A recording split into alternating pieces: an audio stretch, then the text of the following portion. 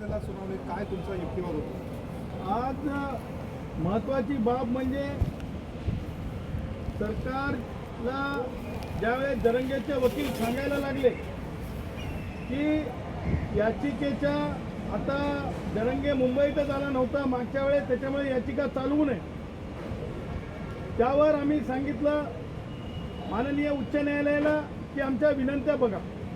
त्या विनंत्या पाहत असताना आम्ही न्यायालयाला हे दाखवून दिलं की जरंगेच्या संबंधाने सोलापूर मधल्या एका बिगर मराठा मुलाचा ह्या आंदोलनाला मोठे दाखवण्यासाठी कशा प्रकारे खून केलेला आहे, मर्डर केलेला आहे, हत्या केलेली आहे, फक्त केवळ आणि केवळ ह्या आरक्षणाचं राजकारण मोठं करण्यासाठी.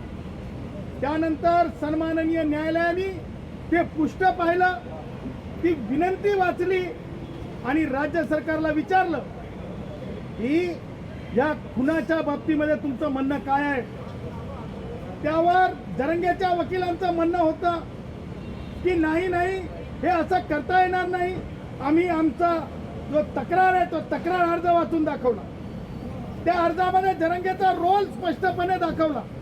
एवढंच नाही तर आम्ही जरंगेच्या वकिलांना सांगितलं, ते ज्यावेळेस नको असणारं पॉलिटिकल भाषण देत होते कोर्टाला, आम्ही सांगितलं की जरंगेच्या वकिलांनी परत एकदा विधी महाविद्यालयाच्या वर्गात जाऊन गुन्हेगारी कायदा शिकण्याची गरज आहे.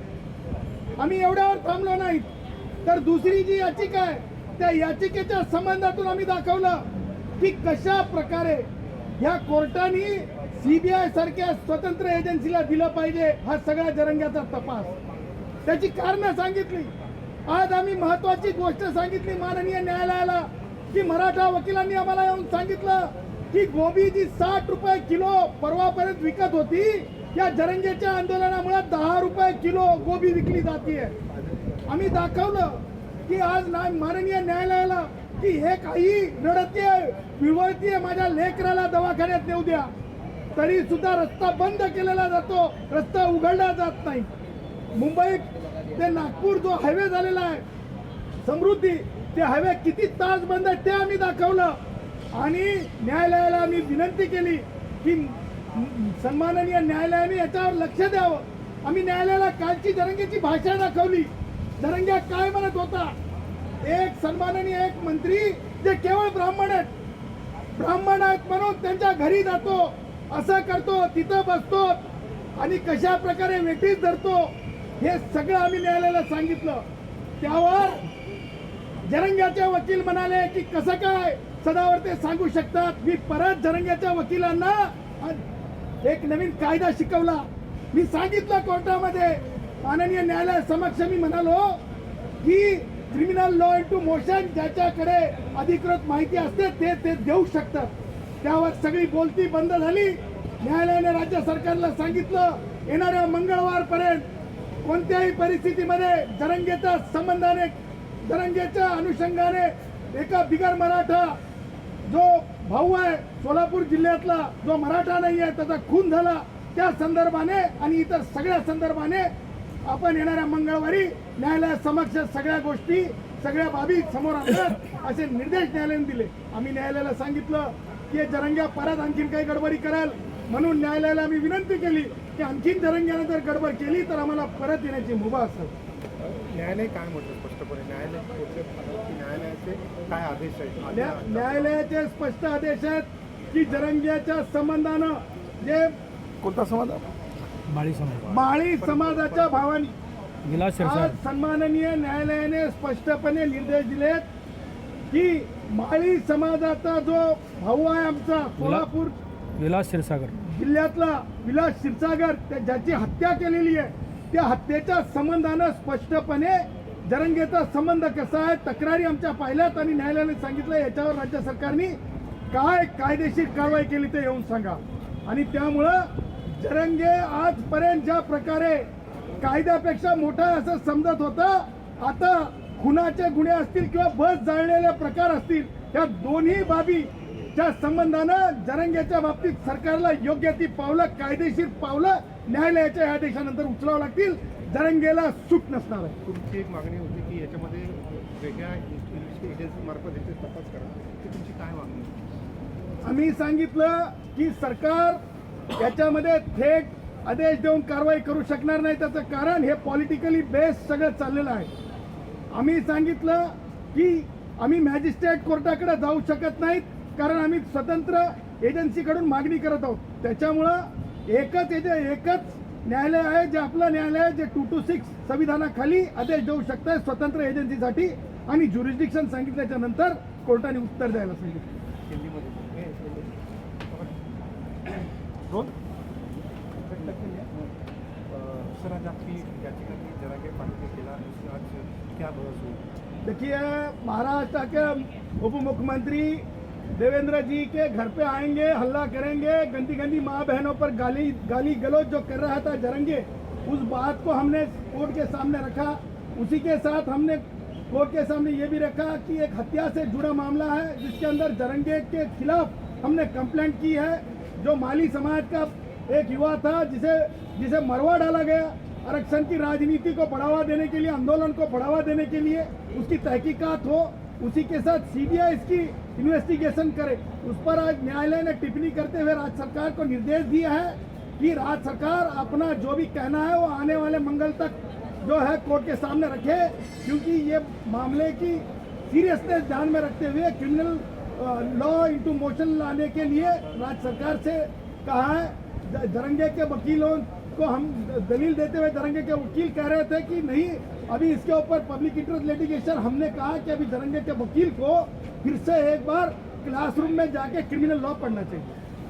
न्यायालय ने क्या क्या आदेश दिए, राज्य सरकार को क्या आदेश दिए? देखिए, राज्य सरकार से कहा है कि जो हमने रिक्वेस्ट की है पिटीशंस के अंदर, बसों की तोड़फोड़, बसों को जला देना, बंद के बारे में पैसा जो है वसूल करना, उसी के साथ जरंगे के संबंध से, जरंगे के नेतृत्व से जो हत्या की गई है एक माली समाज के छात्र की, एक युवा की, जो सोलापुर का है, आरक्षण की बढ़ाई करने के लिए, उसके बारे में भी न्यायालय ने कहा है कि वो आने वाले मंगल को जो है अपनी बात कहे राज्य सरकार. और एक मांग है, 8-9 एफआईआर रजिस्टर हुए, उस एफआईआर में जरंगे को आरोपी किया गया. ये क्या मांगते हैं आप?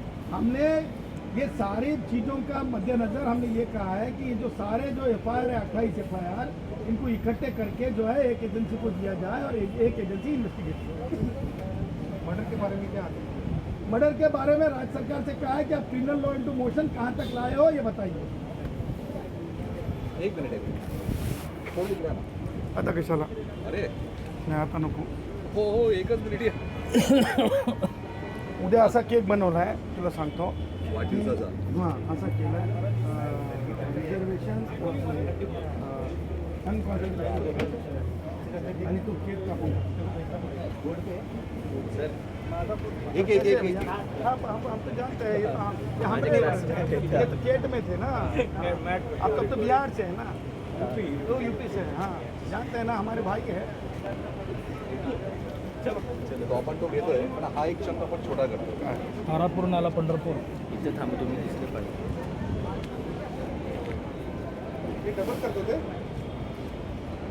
मनोज जरांगे पाटील विरुद्ध गुणरत्न सदावर्ते याचिका आज याच मुंबई उच्च न्यायालयाच्या कोर्टामध्ये सुनावणीला होती. आपल्याला माहिती आहे की याच याचिकेमध्ये ही फौजदारी याचिका दाखल होती आणि याच दाखल याचिकेमधला जो मुद्दा होता की मनोज जरांगे पाटील यांचं मुंबईमध्ये जे आंदोलन अपेक्षित होतं ते झालंच नाही, त्यामुळे ही याचिका निकाली काढावी अशी मागणी त्यांचे वकील विजय थोरात यांनी केली होती.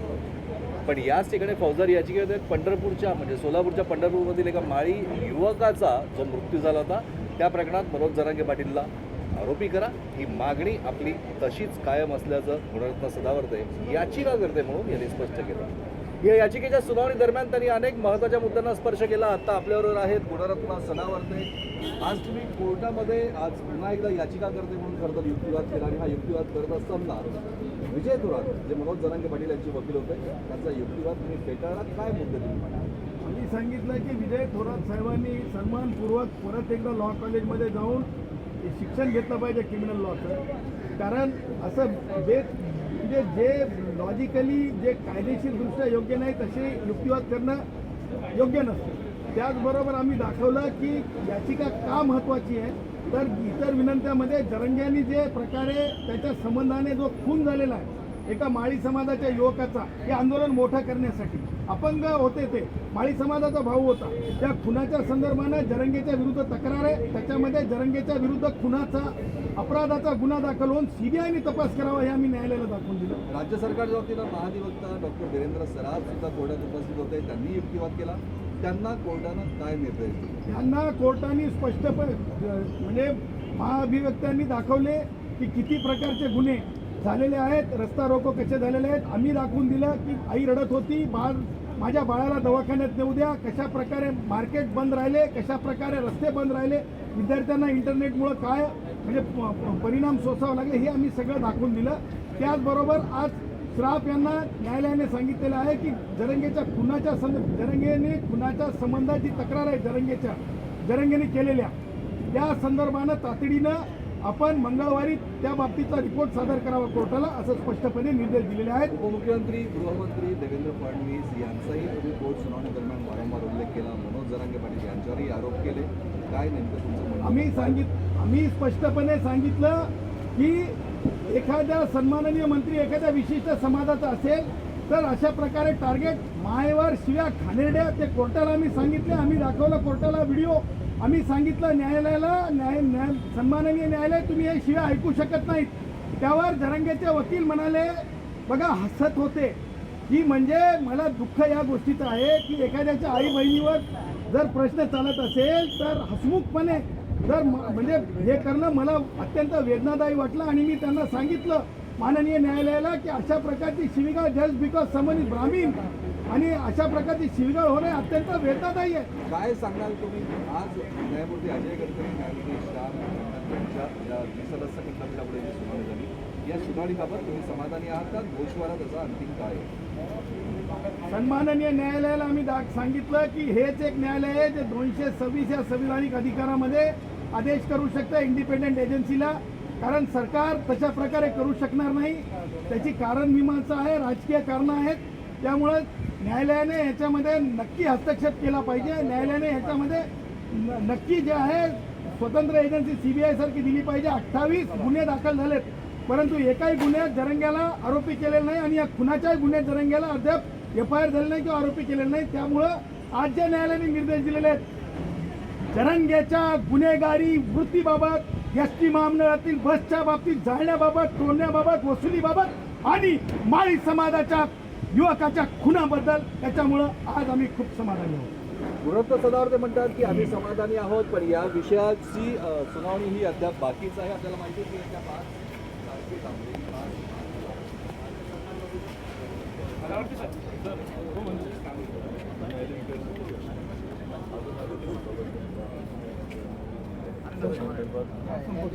वेगवेगळ्या आमच्या अडचणी आहेत. अरे संपन्न का करूया त्या संदर्भात आम्हाला गाईडलाईन असली तिकडं भेटू आपण जाऊन काय अडचणी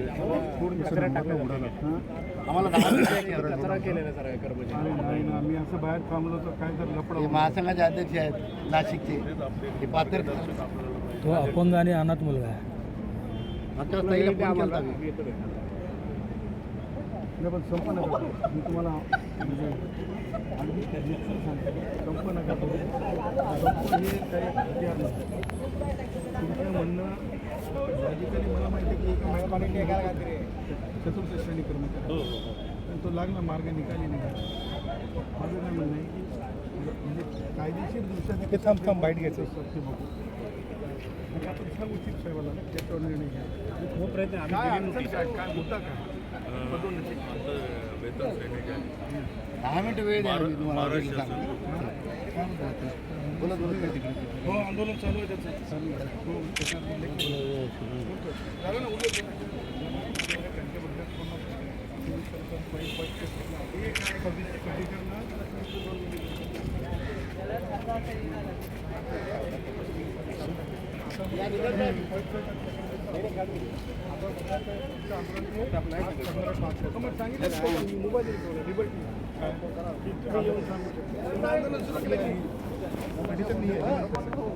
माझं बंदच